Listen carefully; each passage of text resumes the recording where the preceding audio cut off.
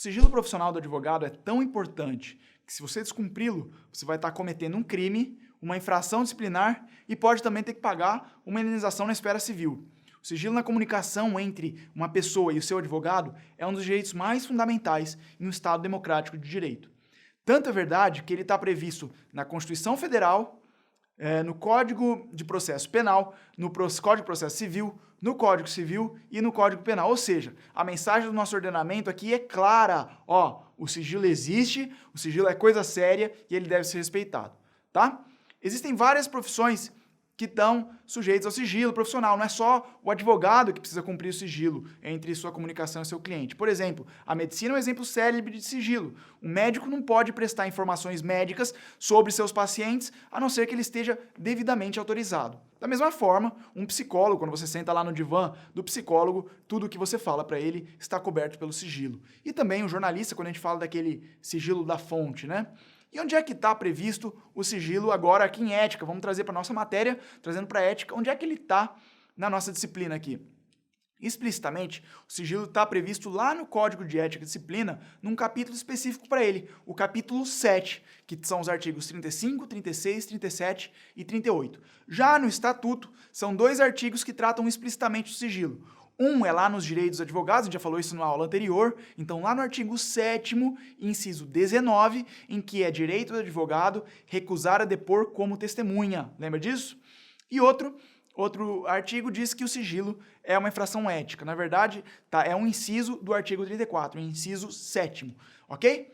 De forma menos explícita, o sigilo também aparece em outras áreas aí no Estatuto da Advocacia, por exemplo, nos artigos que tratam sobre a inviolabilidade, especialmente na inviolabilidade das comunicações entre advogado e cliente. Tá bom? Legal. A gente falou, então, da importância do sigilo e onde a gente pode encontrar o sigilo, especialmente no Código de Ética, né? No capítulo 7, do 35 ao 38, mas, afinal de contas, agora vamos falar o que é coberto pelo sigilo. E a resposta mais simples e óbvia é todas as comunicações entre advogado e seu cliente. Então, todas as comunicações entre advogado e seu cliente, em regra, são cobertas pelo sigilo. Mas não é só isso que é coberto pelo sigilo. As comunicações entre advogado e cliente é o cerne do sigilo profissional, tá? Tudo que o cliente fala para o seu advogado está sujeito ao sigilo, mas não é só isso. O que mais? Olha aí na sua tela. Também estão sujeitos ao sigilo todos os fatos de que tome conhecimento o advogado no exercício de sua profissão. Está lá no artigo 35. E um pouco menos óbvio, mas também importante para você saber que está sujeito ao sigilo os fatos de que o advogado tomou conhecimento quando ele desempenhava funções na ordem dos advogados da OAB. Ou seja, se o advogado teve ou tem, né, alguma função, um cargo na OAB, se ele for conselheiro, por exemplo, tudo que ele presenciou, tudo que ele conversou, as reuniões que ele participou, das quais ele participou, né, tudo isso está sujeito ao sigilo, ok? E por fim, também está sujeito ao sigilo quando o advogado exerce função de mediador, conciliador ou árbitro, tá? Ou seja, se ele atua extrajudicialmente com mediação e conciliação, em qualquer processo, né, tudo que ele tomar conhecimento aí também está sujeito ao sigilo. Tudo bem? Então agora vamos falar do que a OAB provavelmente vai pedir, né, do que as provas geralmente pedem, que são as chatas exceções, né? Afinal de contas, sigilo é absoluto? Claro que não. O sigilo é muito importante, é um dos pilares da ética do advogado, mas o sigilo não é absoluto. Se um cliente me disser, por exemplo, que vai soltar uma bomba atômica amanhã, se ele vai me dizer que vai matar um monte de gente, ainda assim eu tenho que guardar sigilo sobre esse fato, sobre essa comunicação? É claro que não. O sigilo não é absoluto e nem poderia ser. Eu dei alguns exemplos aí para você de como que a gente poderia quebrar esse sigilo. Existem algumas hipóteses, né, legais, né, que estão aí no Estatuto, no Código de Ética, que se elas forem atendidas, aí o advogado está desobrigado de guardar sigilo sobre aquele fato. E está na sua tela. As hipóteses de quebra de sigilo, né, de possibilidade de levantar o sigilo, grave ameaça à vida, grave ameaça à honra e defesa própria do advogado. O primeiro caso, grave ameaça à vida, é exatamente o exemplo que eu acabei de dar. Se eu fico sabendo que a vida de alguém está correndo risco através do meu cliente, por exemplo, se ele vai matar alguém ou se ele vai participar de algum crime que vai matar uma pessoa, né? Nesse mesmo instante, então, essa comunicação entre meu cliente e eu, advogado, pode ter seu sigilo quebrado. Ou seja, ela deixa de ser sigilosa, tá?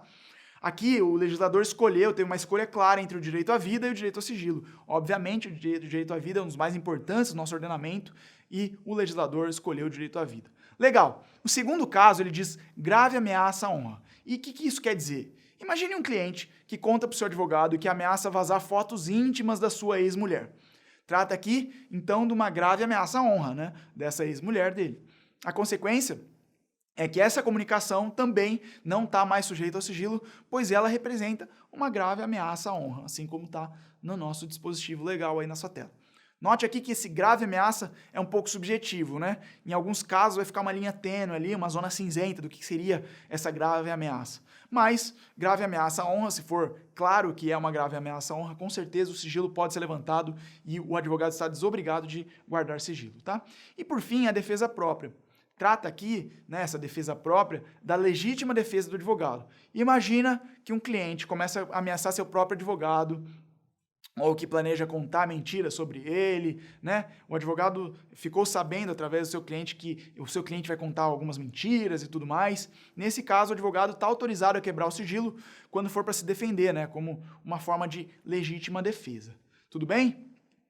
Importante. Tá? Importante que você saiba. Mesmo que esteja presente qualquer uma das circunstâncias citadas aqui, que ensejam a quebra do sigilo, ainda assim a quebra do sigilo é facultativa. Ainda assim é direito e sempre será um direito do advogado, tá? Então, a quebra do sigilo é um direito do advogado, não é um dever do advogado. Tudo bem? Então vamos lá, vamos falar agora das consequências da violação do sigilo. Se eu advogado, tivesse que manter sigilo, o que acontece se eu violar esse sigilo? Aqui eu estou obrigado, né? O violar o sigilo profissional, ele traz algumas consequências negativas, claramente, né? Obviamente. Duas delas são importantes, que eu vou colocar aqui na sua tela. A primeira dela é a punição disciplinar, isso é, o sigilo é uma infração ética, está lá no artigo 34, né? E o advogado vai ser punido disciplinarmente se for considerado culpado, tá? Olha lá o artigo 34, inciso 7º na sua tela. Constitui infração disciplinar violar sem justa causa sigilo profissional.